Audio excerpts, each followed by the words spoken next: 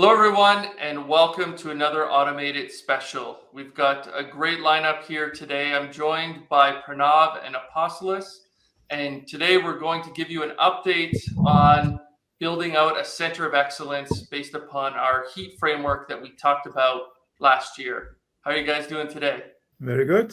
Hello, everyone. Very well. It's Christmas time again, and we are back with another special Christmas hat, I guess. Yeah, if anything, I should be wearing the hat. Like, it's freezing here in Canada, but hey, I guess things are a little bit cool on the West Coast too. Well, and in Seattle, I see the rain, and I see it snowing in December, so I call it Christmas time. All right. And how's things over in Germany, Apostolos? Yeah, it's getting cold, the traditional stuff. So the good thing is this year the Christmas markets are open, so you can hang around a little bit, of course, under some restrictions, but yeah, not too bad. Awesome. Yeah, different than last year at this point for sure. Yeah. Okay, well, let's get right into it. Let's go ahead. I think we've got some content to share, and we're really excited to share some recent investments that the PowerCat team has made around automation and helping organizations build out a CoE practice. And so what we're calling this is the Automation CoE Blueprint. It's a combination of strategy, content, and ding, ding, ding, actually tools. So we've got a starter kit that we're going to talk about today. And then in the near future, we will be following up with a maturity assessment to help organizations be able to assess where they're at in terms of current state versus where they want to be and provide some prescriptive guidance from that perspective. So let's go ahead. Let's jump right in here. All right. So what we see on screen here is just a diagram that describes many of the different, I would call it, components or activities that are involved in an automation CoE. On the left-hand side, we've got various stakeholders or participants in various processes that would exist. And then more in the center of the screen, we've got the different components that exist, within a specific layer. So naturally, if we start at the top and we think about what goes into a bot development lifecycle, we've got citizen developers, and they need a guided experience in terms of how they go from identifying an opportunity with building a bot to going ahead and deploying it and maintaining it from that perspective. But it isn't expected that they would be able to do all of this on their own.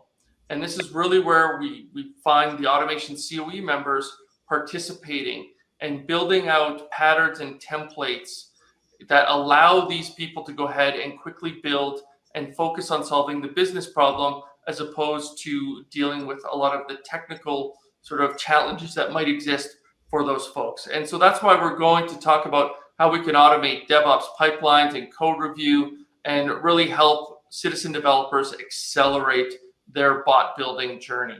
Now, naturally, when we talk about RPA, we also need to think about infrastructure and partnering up with infrastructure ops teams to ensure that we've got a lot of provisioning of technology that exists in an efficient manner. So this includes provisioning virtual machines, whether they be unattended in prod or attended in dev.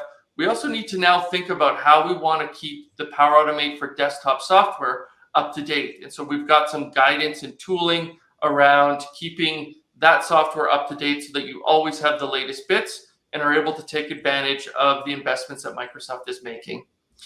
Then we naturally have a partnership with the rest of the Power Platform CoE, or oftentimes an M365, a Microsoft 365 CoE, where we've got some shared assets. We've got things like environments. We have things like data loss prevention policies and RBAC, role-based access control rules, that need to be put in place in order for organizations to scale. And this does require collaboration because an automation CoE may not always have that full access to do those activities. And so we're going to give you some guidance from that perspective as well. And then lastly, if you do everything well, this is where you get to eat dessert. This is where you get, you see the outcomes of all of the work that you've put into this. And by being able to have those opportunities identified earlier in the bot development lifecycle, and then being able to track the execution of all of those related opportunities and to be able to assign a business case to it, now you can go ahead and take a look at dashboards that talk exactly about what is the outcome for a particular use case, or even being able to roll it up to a specific business unit in order to capture the value. And I think at the end of the day, when we think about automation CoEs, being able to articulate the value that is being obtained through the investments is super important. So that's sort of a brief overview about what we're going to talk about today. And naturally, we've got lots more to dig into here. People think about CoEs as operating in an island on its own, but what we're seeing from lots of our customers is where it's not just a single group responsible for the success of the automation program, but all of these different stakeholders coming together in ensuring that the right goals have been defined and we are tracking towards those goals as a measurement of a progress, which is often great to see. Like often enough, you hear from customers, hey, this is one group responsible for everything, but that's not the case over here. Yeah, and I think another thing is that what we're showing here on screen and even throughout the whole presentation is largely a lot of the learnings that we've had over the past year. So we've learned a lot on this journey as well, and we're here to share those learnings with you and other customer organizations as well. And so when we think about what is the role of an automation CoE, naturally there's some table stakes. So we need to ensure that we are able to check the boxes related to governance, security, data integrity, and auditing. But if we really want, to scale automation through an organization, we need to ensure that we've got repeatable patterns and templates in place so that, citizen developers don't have to think about error handling and really, have to know a lot of the technical implementation details in order to do that. We want to have those components ready-made that plug in easily into their solution itself. And then we also need to be able to ensure that we're capturing the benefits and we can realize those benefits. And this happens through KPIs, tracking, metrics, and also process rationalization. We want to make sure that the processes that are being automated are actually worthwhile, so that we're not actually trying to automate a bad business process, because all that's going to do is make a bigger mess faster. And so these are things that you want to keep in mind as you're establishing a CoE. And when you are able to do this, this is going to allow your organization to scale. Because if you think about this today, maybe you have 10 citizen developers that can go ahead and build automations. Now, they're going to derive some business value for your organization. But now think about, what does that mean if I can take this to 100, 500, 1,000, 5,000, 10,000 people?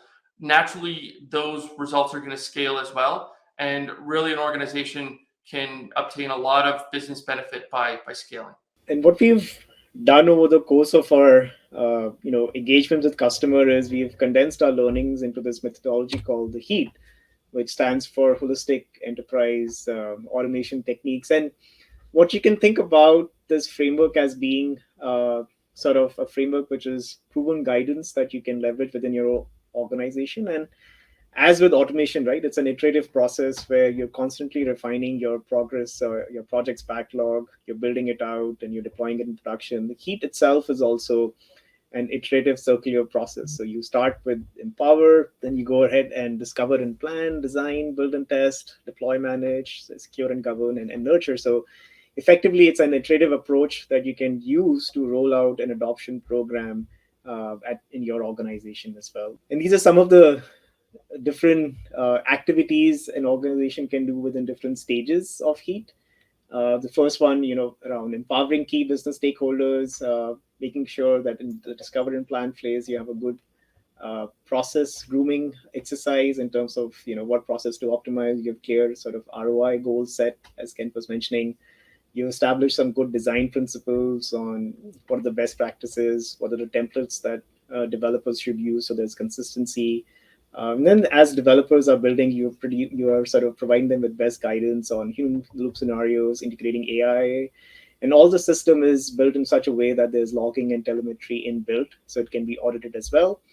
And then how do you deploy and manage this? How do you deploy the bots as an attendant? How do you update the connections? How do you monitor and track the SLA and the ROI in near real time? And how do you establish proactive and reactive policy so that you can basically establish guardrails at scale? And then once you have all of this done, then you start to nurture with different innovative ideas. Like you could be doing bot wars where you can engage a certain set of cohort of business users, get them to a training program and actually deploy a business process in production within a month. So that's going to help you sort of get the flywheel going. So this is a methodology that you can use to implement an automation program in your organization. Yes, and here we have the, aligned to all those best practices and learnings and methodology over the last couple of years. We have collected a admin and governance white paper and tried to align also to these different stages from empower to nurture, and to always reference back, different aspects of those stages within each stage, so that we have, for instance, ideas about how do you secure, how do you govern, how do you also control from a compliance perspective the automation, what is about infrastructure, what is about the ROIs, SLA, and what happens, as contingency plans and these kind of things. So all these learnings have been curated in a checklist kind of fashion in that upcoming admin and governance white paper, which allows you to, if you are interested, for instance, in Intune, MCAS, or how to build and deploy on SAP, these kind of things. So we have a checklist character there in that document, which allows you to reference back to individual sections on either docs or Microsoft.com or YouTube or the other content which is available publicly. And it is based, of course, again, on the HEAT methodology, and also the table of contents. You will see it's easy to navigate once you had got your head around the HEAT methodology. It's easy then, I think, to digest that content. And the core reason why we did this, the admin and governance white paper, is really because the platform is spanning Microsoft 365, as Ken said in the beginning, Azure, and then Power Platform, and many other maybe line of business solutions like Dynamics 365 or SAP or Oracle or whatever other ERP and CRM systems, which have their own policies again and their own security models. And so to make them seem a little bit more connected, I think that's the aim for that white paper here as well, and to give you those pointers to these different, at least Microsoft technologies, which make up the Microsoft Power Automate RPA suite. Also, like, how does this white paper help the RPA COEs understand the Microsoft cloud and services? Yeah, this really, it's going from the infrastructure perspective, so that you can see, okay, first of all, what are the roles which need to collaborate in order to make this HEAT methodology a living process. Okay, so you have different admins in different sections, for instance, from infrastructure side, Microsoft 365, Power Platform admins. So what does it mean from a collaboration perspective? Then what do you need for provisioning this platform across these different cloud frameworks, like on Azure, but also from a security and licensing perspective in Microsoft 365 and Power Platform? Then how do you do individual securing and governance of that infrastructure and that deployment? What I said before, with endpoint management, with Intune, MCAS, and so on, and also giving you some ARM templates how to provision those compute and the infrastructure around that with networks and so on. So building upon our journey of the blueprint, right? So we've talked about how sort of Kent was explaining on what is the structure of an automation CoE, where different stakeholders come together to sort of define the goal and the success of the automation program. Then we saw how organizations can follow the HEAT methodology to enable an automation program in their organization. They can also leverage the white paper, which goes in sort of further details in explaining how these different stakeholders will be working together. As a next step in our blueprint journey, we've made it easier for automation COEs to follow sort of a blueprint template or set of tools which they can use as a starting point to enable this automation adoption in their organizations. And the starter kit is the goal of the starter kit is to enable organizations to sort of manage their adoption platform at scale. And it sort of comprises of the 4 key pillars, where it's all about a near real-time ROI and SLA, which is all about being able to track ROI, SLA, audit, monitoring, the end-to-end automation lifecycle, like all the way from ideation to prioritization to deployment, and deployment of both the solutions and the infrastructure as well.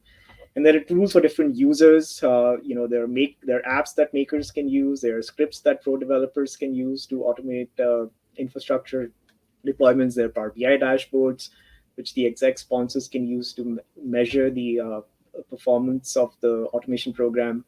And then these tools come with enterprise readiness built in. So there's a lot of tools around PII, governance, auditing. So in effect, the starter kit then is a mobile-first, elevator-ready, near real-time ROI starter toolkit, which enables organizations to scale an automation program in their organization. And we'll see some examples of it in the next few slides. Okay, let me walk you through some pre-slides for the presentation we will see in a second. So in order to define impactful automation, it really requires executive sponsorship and a deep collaboration, as I said before, with all those roles across the different platforms we have seen. So if we usually think about the strategy for an automation, why should you automate, right? So first of all, organizations, they implement or they set their targets and their goals for the overall automation ambitions, like the target savings over maybe 1, 2, 3 years, or the target efficiency gain, and so on. So that you have a regional manager usually which drives those and sets those goals. Then you have the executive sponsor from a business unit, could be a manager, managing director, and so on, who is responsible and owns those overall business process improvement and ambitions. Then you have the individual department leads who might be or might not be the automation owner itself, or you have then maybe sub-departments in that where you have an accounts payable, accounts receivable, or other business domains which specify and develop those automations. Because this is a team sport, you need, of course, the Microsoft 365 or Power Platform CoE and enablement here, the Automation CoE for guardrailing, governance, control, nurturing, setting best practices and standards, and so on. And then, especially for unattended automations, you need, of course, infrastructure provisioning, networking, and security. And on the risk and compliance side, you have the corporate rules and regulations, cybersecurity, data privacy, and then a lot of auditing, depending, of course, on the industry and regulations you have to adhere to. So in order to demonstrate the current state of our Automation CoE Starter Kit, this is the demo lifecycle and the overall progress we have done so far in the solution. So a journey from project definition or ideation or opportunity, however you want to call it, to SLA and ROI-based near real-time reporting. So considering the previous slide we have seen with this fictitious corporate structure, we have here the CVP or the area manager, which defines the automation goals. Then we have the process owners who create those automation projects in the system, define process volume, frequency, and some other characteristics of the current throughput of the current automation, and what is the expected ROI and some characteristics there as well. Then we have a review and approval process where, depending on whether this is a good idea to be implemented, and it's also justifiable from the effort and maintenance perspective and compliance. Then once this is approved, it goes then into the CoE team. The CoE team is informed, and they can then specify and classify more information, which is more from a systematic perspective and a governance perspective, required to set up things like mapping a specific solution to a specific environment. For instance, they only allow, for instance, whitelisted solutions to be deployed in environment A or environment B. And if not, there's always a fallback. You can avoid this check. Or the same goes for the stakeholder mappings that you have an approver, you have the business owner, you have the process owner, you have maybe line of business solution owner.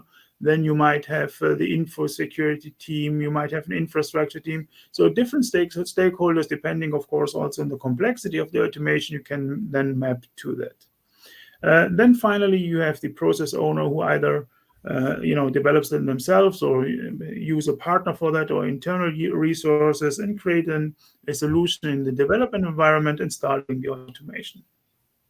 Once they have finalized that automation, they can then promote this through the Automation CoE to a new AT system for acceptance testing, or then release it to production, depending, of course, on your ALM strategy.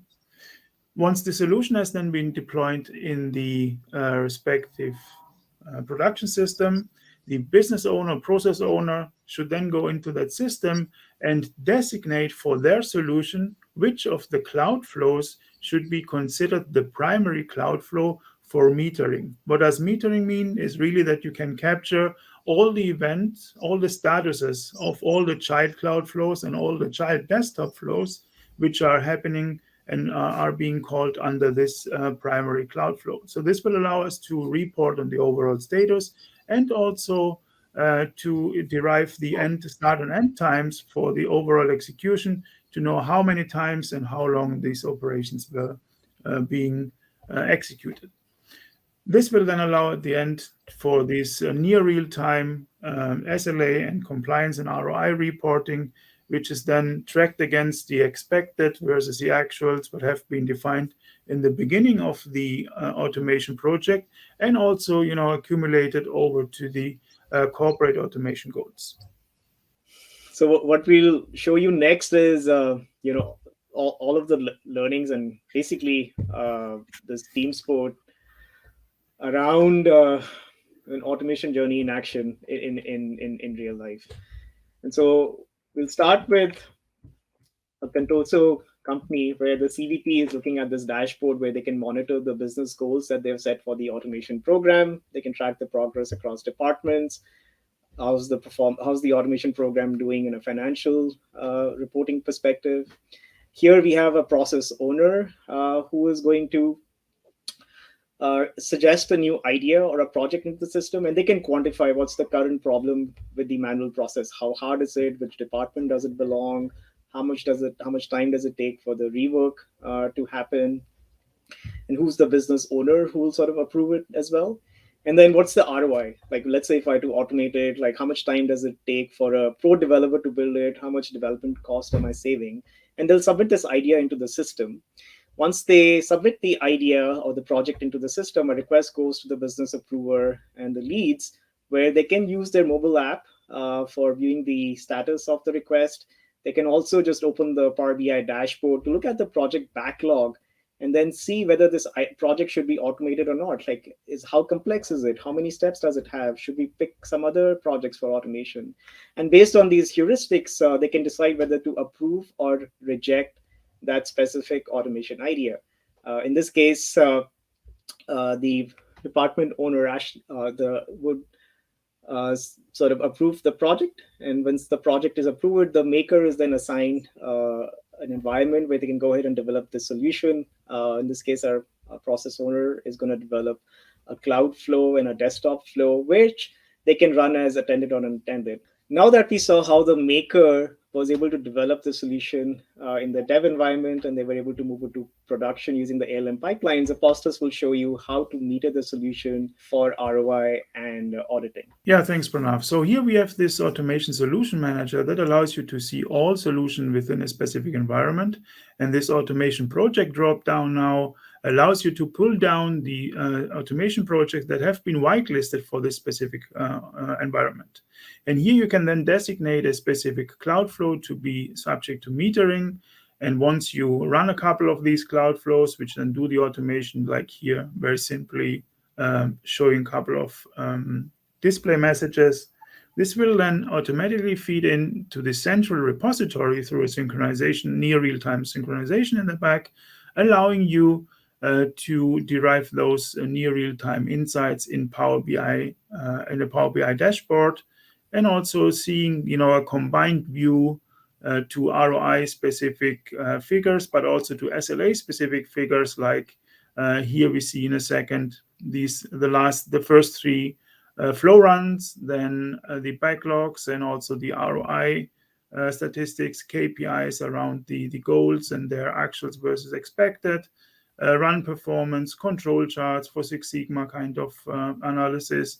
And the same as we said before, this is mobile first, elevator ready analytics, of course, also on the go whenever the business owner would like to see, okay, what is the latest status of my automations I had given into production, and then see, okay, do I really get the expected ROI out of my investment I've done from a time perspective, but also from a internal workforce and FD perspective.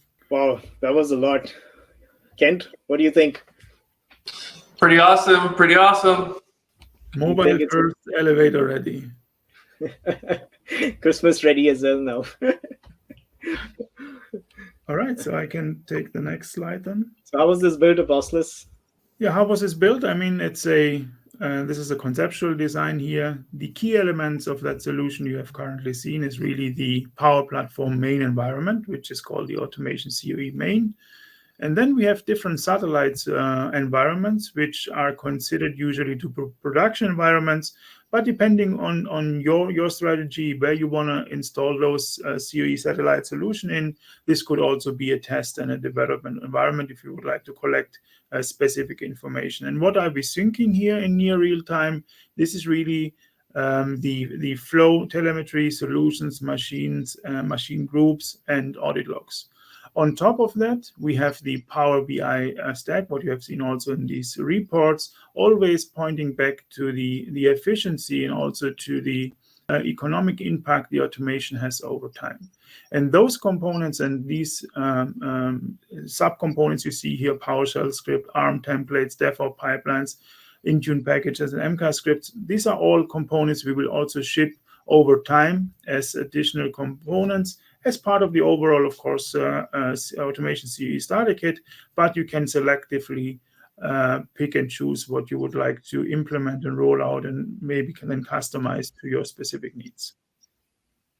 And essentially, like, there are different tools for different personas as the scenario required. Like, some organizations might standardize on ARM templates or PowerShell scripts. So it's really, these are the building blocks that then further can be customized based on any organization need itself. Yeah, and that's true. And also it heavily depends on what is your RPA developer community. You might have or might need more guard railing and more stricter control around citizen RPA development rollouts compared to the classical Automation CoE development. And then we have different packages over time that will allow you to address exactly those different communities and also CoE strategies you would like to employ here.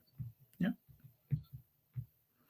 Okay, so synchronizing the bare minimum needed to derive the maximum ROI and SLA insights, right?